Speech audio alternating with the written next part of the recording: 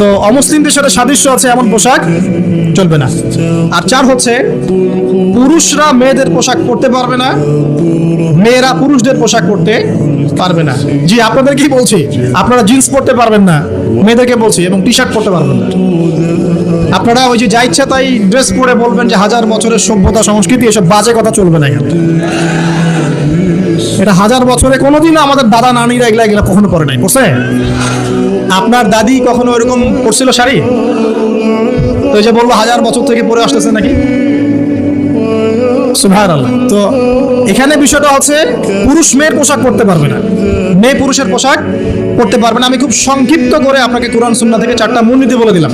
এই 4টা মূলনীতি কোরআনেও আছে, হাদিসেও আছে। আসেন, এই যে নারীর অবমাননা, এই বিষয়টা আইয়ামে জাহিলিয়াতে যেমন ছিল, এখন দেখবেন আরো বড় পরিসরে এসেছে। আসে নাই? এই যে ফ্যাশন শো, দেহের প্রদর্শনী, বিভিন্ন